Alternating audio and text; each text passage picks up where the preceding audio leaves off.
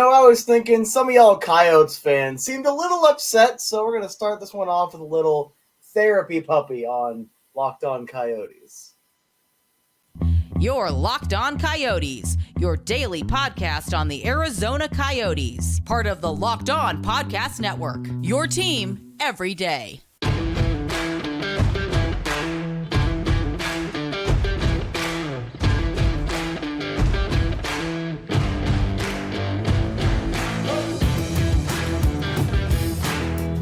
Welcome to the show, everybody. This is Locked On Coyotes. Today's episode brought to you by eBay Motors. Stay in the game with eBay Guaranteed Fit on ebaymotors.com. Let's ride. I'm your host, Robyn Leonio, alongside Matthew Jacobson with a third co-host for today, looks like. We got Beans. Hi, Beans. Instead of lunch today, my wife brought me a puppy, so I guess I'm on dad duty. I mean, we love it, though. I mean, here on Locked On Coyotes, we stand dogs. I mean, hey, it's the desert dogs, right? Yep. We just go out to the desert, grab a dog, bring it home.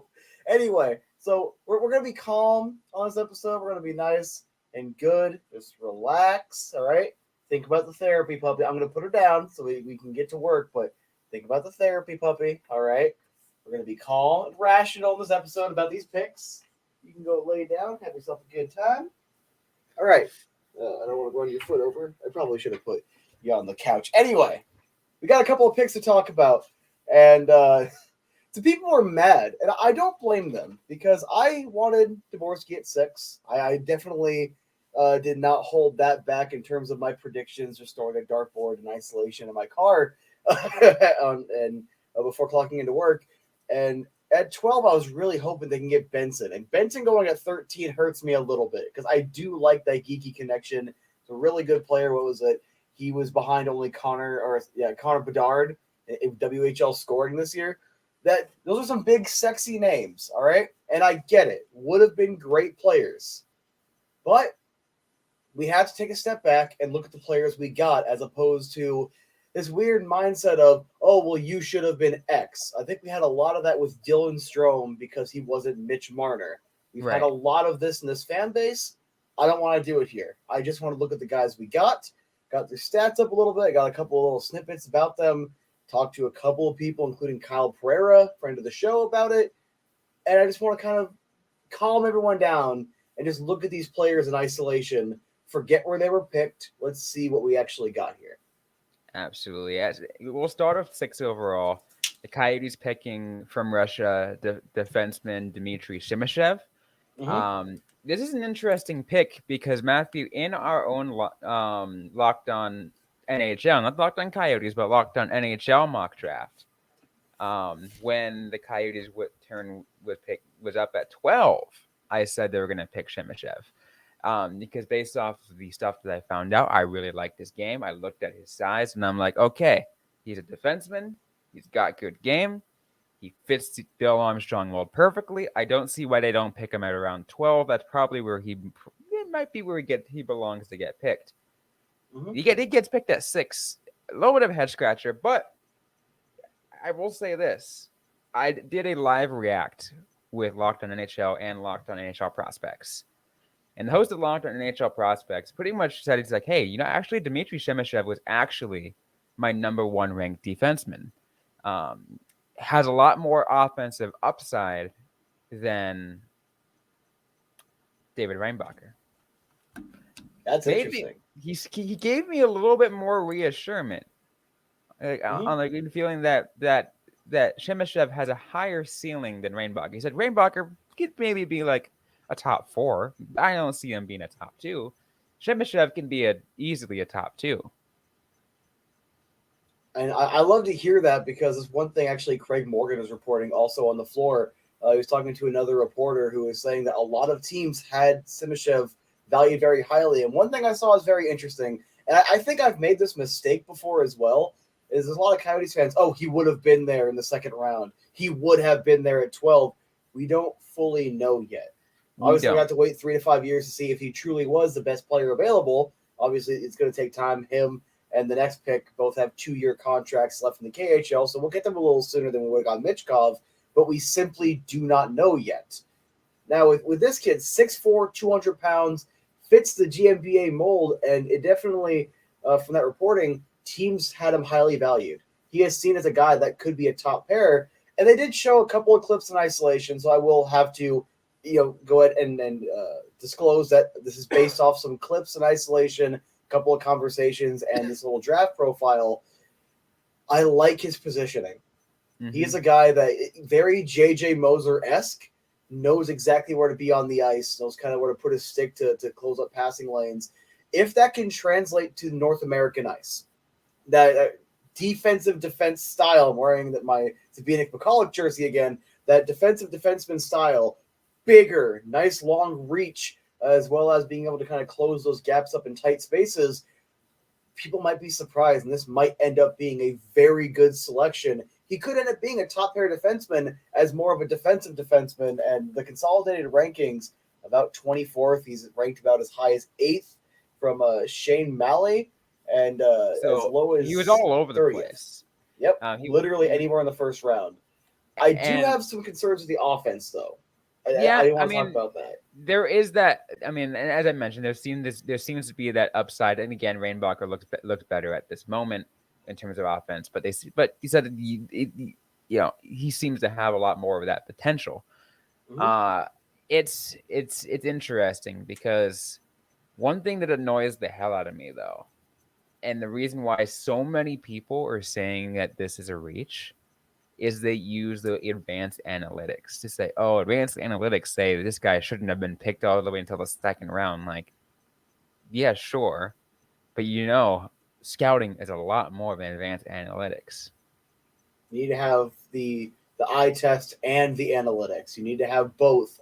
And I think it was Richie Flores, another podcaster, said on Twitter, this feels like an old school kind of scouting pick, and I sometimes you need it. Sometimes you do need that. I am a little concerned with a couple of things. So he primarily played in the MHL, which if you're not familiar is pretty much like, I think that one is the ECHL equivalent, but it might have been the AHL equivalent, but essentially think minor leagues for the Russian hockey.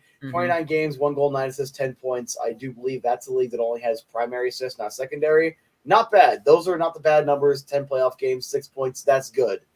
At the KHL, 18 games, no points. Now, plus minus of -1, not bad. It's plus minus of plus 22 in the MHL, but from what I can tell, the MHL does not really play defense.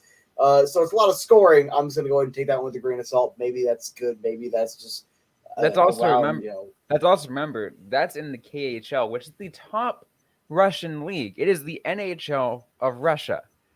Like, he's already, essentially made it to the top league of that, of that side of the world, at his age, right? And while the offense wasn't there in the KHL, the MHL it was, and maybe one more year there, you start to see it. He's got 2 years left in the contract. Last year, Artem Duda was drafted, I believe, out of the MHL. He had most of the MHL stats, and people were like, "Oh, it's the MHL," and they kind of dismissed it. It's like, yeah, but remember, let's remember, these guys are prospects.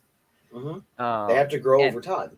Yeah, and they are growing over time. And 2-3 years from now, that's the focus, especially for a team like the Arizona Coyotes, where they're focusing on rebuilding. They're going to be, like they said, they're going to be more competitive this upcoming year, but they're still about another 2, 3, 4, about 2 to 3 years away from actually being a competitive hockey team. And then imagine right there in 2 years you get the next pick and Simashev. That's a big winger, which I do want to talk about after a brief word from a sponsor. But Simashev, that could be a game changer, because now you can start planning for that a little bit with how you want to focus his defense. And you know what? Your first pair could be Simashev and Jersey. Then we could have another right shot defenseman. There's some more things you can do with it. And it's just, this kid, I like the defensive aspect. I like how big this defenseman is. I like big defensemen like Kurt Sauer, Kevin Connaughton. Give me a big dude that's going to beat you down when you cross the blue line. Any day of the week, I'm all for it. But obviously, he seems to have much higher potential than a guy like Kevin Connaughton. But right, I like the player. I'm going to hold off judgment on the pick for a couple of years, but I do like the player, and I should probably emulate GMB a little bit. We're going to get a good player. We're going to go out there, pick 6 and 12. We're going to get some good players. Well, we're gonna get to his second pick of the day in just a minute, but first we are going to take a quick break to hear from our sponsors on the show. And today's episode is brought to you by AG1. Guys, our AG1, the daily foundational nutrition supplement that supports the whole body health. It's a drink that I drink literally every day because I'm gotten sick and tired of having to take multiple multivitamins every single day and other supplements just to get all the nutrients that I need. AG1 has all of that in just one scoop that I put in a glass of water, mix it, and it has everything I need. Over 73 or 71 high quality vitamins and minerals that I just need for the day. And I drink one glass and that's it. It's really simple to do. It's less than your cold brew habit, less than $3 a day. All great athletes have one thing in common. They take care of their bodies. And a huge part of that starts with optimizing their health. AG1 is something to make sure you can take care of that. If a comprehensive solution is what you need for your supplemental routine, then try AG1 and get a free 1-year supply of vitamin D and 5 free AG1 travel packs with your first purchase. Go to drinkag1.com/NHL network. That's ag1.com/NHL network. All right. So let's get to pick number 12, Matt. It's one that has me scratch my head a little bit more. But I mean, we'll still analyze it anyways and kind of figure it out. They picked Simashev's teammate, actually, also from Russia, Daniil But. I'm gonna call him But because it's funny. No, but Daniil No But, buts about it. Interesting pick.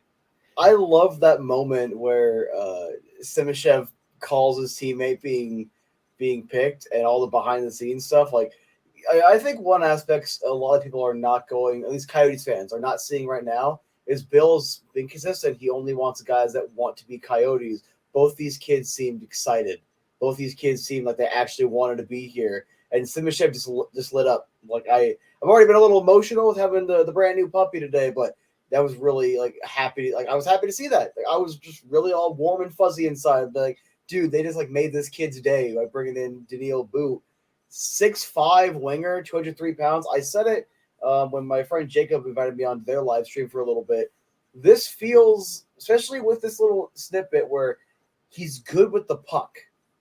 It feels like this is a kid you're going to want to pair with Lawson Krause and do a Twin Towers line. You're going to have whoever in the middle, two big wingers on the side, both that can pass it and can finish. It does feel like Boat is a little bit more about the passing than the shooting, but that being said, that does not mean that he can't shoot by any means.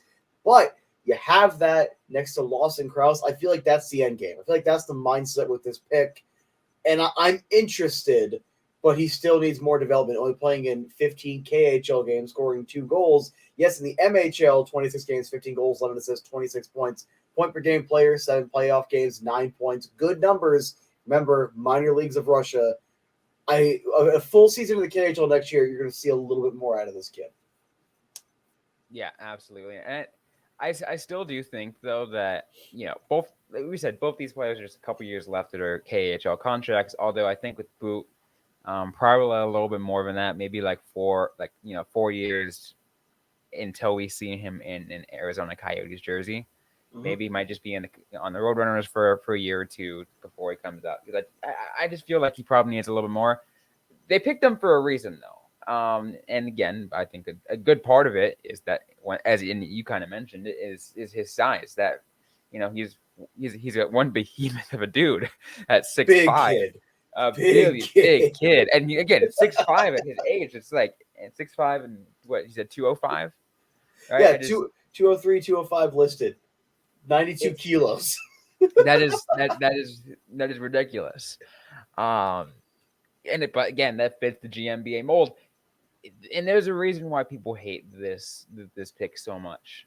It's because people hate the GMBA mold, like other like Coyotes outsiders. They hate size. There's like, why is they're trying to pick size?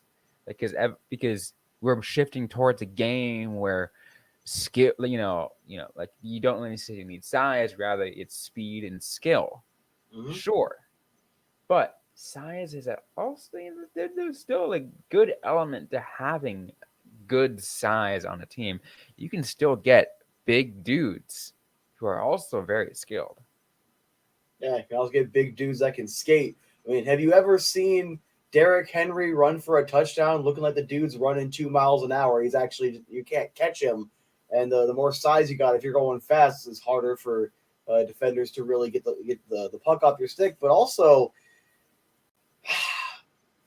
I believe it was Kobe Bryant talking about it in a video game of all things. They got a little clip of him talking about this, where the game will shift. So for the basketball example was it'll shift to smaller guards and wing players. It'll shift back to big men, then back to guards, wing players, like perimeter shooting.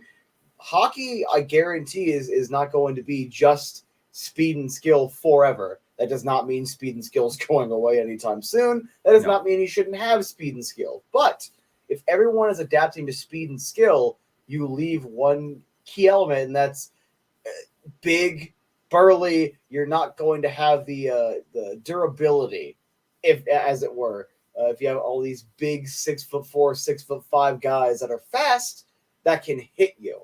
Also, you're not really going to be able to knock them off the puck.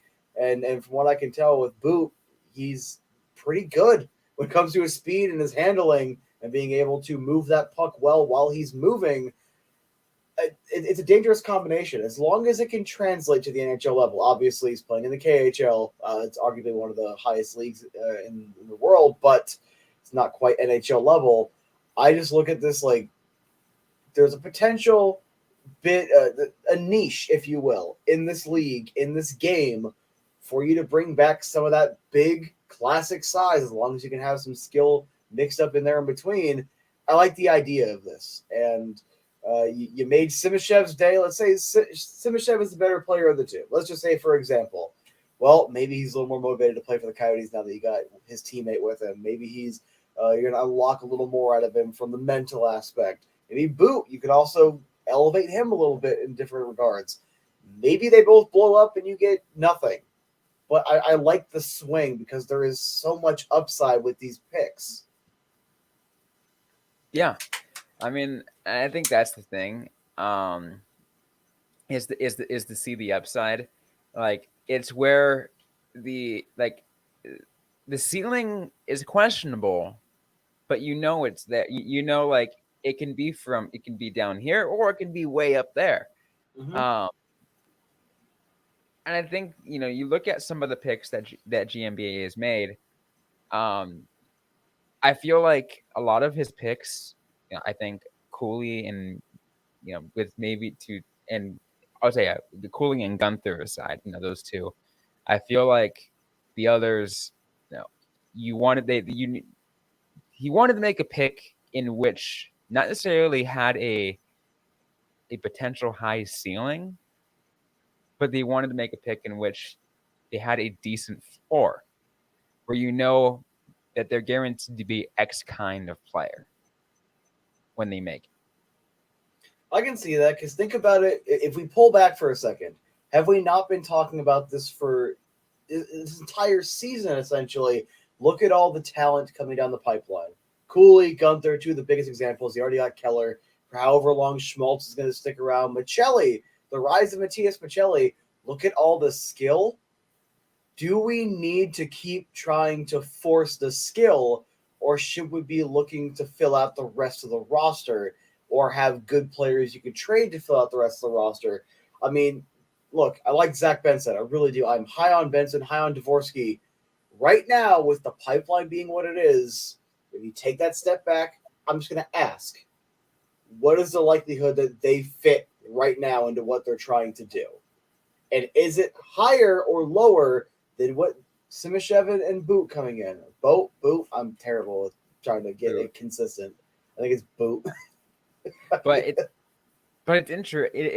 is interesting. You think about that because, like, And I think it goes to another thing that I said earlier, not on today's show, but earlier this year. And those that listen every day will already know my thoughts about this. And the idea that the Coyotes are already super deep in centers.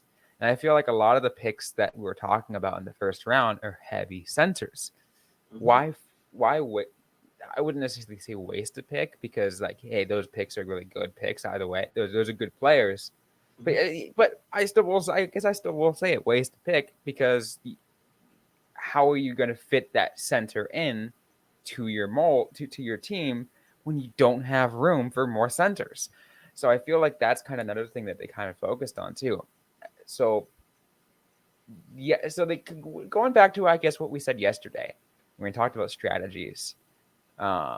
And we said, all right, are they going to focus on a certain position group as they go in, or are they just going to go next best available player? I think, no doubt about it, of course, they wanted to fit the mold, but they also focus on on heavily needed position players. And I think it could be argued if we're talking about the defensive position, because look, I'm just going to say this. I'm not going to say the experts don't know what they're talking about. I love Kyle to death. All right, he definitely knows more about scouting than I do. The numbers nerds do know a lot of things. They do 110%. But what I will say is, with how many picks were seen as a quote unquote reach in this draft, maybe, just maybe, there's a bit of a disconnect right now in either the scouting or the hockey coverage and what's going on internally with these organizations, or a couple of organizations are just looking at things differently. I will argue, because it was seen that Simashev within NHL circles was seen as one of the best defensive prospects in this draft. Simashev might have been best available. I think it's arguable. I think we will need 3 to 5 years to know for sure.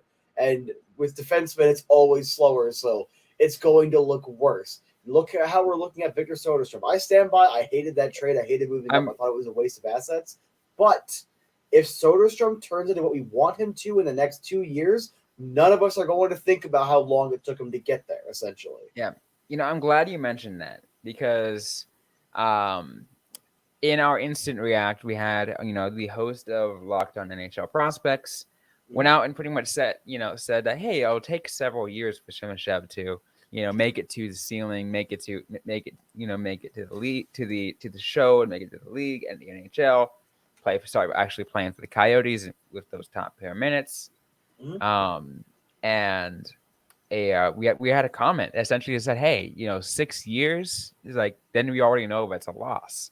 But like, hold on, I'm going to tell that person, slow your roll a little bit, because, and Matt, you said it just now, and Carl said it multiple times, and everyone else says it, defensemen take longer to develop than forwards. Yeah, they do. And on top of that, think about it like this. Haven't I brought it up before on this show? I'll try to keep it very brief. We're running out of time. Have I not mentioned before on this show that when teams are good, it's kind of frustrating to me, or it's weird how they will trade all of their futures. They will not maintain any of their prospects, and it just kind of dies over time as opposed to trying to maintain a contender. If this team is getting ready to be in the playoffs, let's say within 2 seasons, all right, let's say this season to take another big step and they start adding more, and let's say this season they're just outside of the wild card, boom, next season they're in the playoffs. Now you're adding in Simashev and But, and you're looking at it like, okay, well, we're starting to make the playoffs, starting to make pushes, and we still got a couple of good prospects in the wings trying to develop to break the roster on this team. So if we can't afford, let's say Soderstrom scores 20 goals next year. Let's just, for the sake of argument, and it's time for him to get a big contract extension. Well, we really can't afford that. We don't want to take the gamble because it was only the one big year before, a contract. Contract years are kind of wishy-washy. Okay, we got a couple other defensemen. We got a couple other things in the system. We'll just trade him. Just trade his RFA rights or do a sign-in trade. Whatever they want to do. It gives you options. And that's what a pipeline is for. All right? Yep. I will argue But might not have been the next best player available, and you should prioritize best player. Simashev might have been. And this combination for this system might have been. We have to wait and see. it is just a wait and see game at this point. But the Coyotes still have another day of draft coverage. It will the second round of the NHL draft will be going on probably around the time many of you guys are listening to this podcast. So we'll get you updated as much as we can throughout those picks, if we can. But before we get into any of that, though, let's go ahead and let's close things off, Matt. Let's just kind of talk about what else happened for the Coyotes today or yesterday, based off when everyone's listening. Because Gutierrez actually made a public statement finally, talking Oh, about the wait. arena. I have a better idea. This public statement, I think, could be a bonus episode we're going to give you guys for free in a couple of hours after this one goes up. What did Gutierrez have to say? Is this team finally relocating? Are they finally kicking the bucket, as it will? And is Josh Stone going to be traded for a fourth to Toronto so he can go play with his dad? We'll have that later on. Well, that's a good tease. I like that. Did you have any final thoughts on today before we move on to close off this and get ready for that bonus? I understand all of the concern. I understand the frustration. Even kind of Steve Peters, listening to it on the way home today, was talking about how no one was really covering them, so a lot of Coyotes fans might be a little more disappointed because these are the names that we were focusing on. We were as well. That being said, let's not repeat Dylan Strome. I apologize. Take a step back. Look at the players we got. Forget where they were taken. Just look at the players, and you'll see there's some upside here. There is something to be excited about. Let's just take a breather and wait a couple of years. We're not winning a cup next year. That's also stolen from PHNX. We're not winning a cup next year. It's fine. Let's just let the process, be what it needs to be. Trust the process. I love that. Well, it's going to be it for today's episode of the Locked On Coyotes podcast. If you like what you heard, don't forget to leave a review, like, comment, subscribe. If you have yet to already, we're available everywhere you get your podcasts, including on YouTube and the SiriusXM radio app. Don't forget to interact with us on social media. We're on Facebook, facebook.com/LockedOnCoyotes, and on Twitter at LO_Coyotes. I am personally at Robyn_Leano. Matthew Jacobson is at the AZ Sports Guy. Interact with us, ask a question you might have, and we might interact right back or on a future episode of the Locked On Coyotes podcast. Thanks again, everyone, for listening to today's episode. Hope you guys staying safe out there. Hope you guys staying healthy. And don't forget to howl on.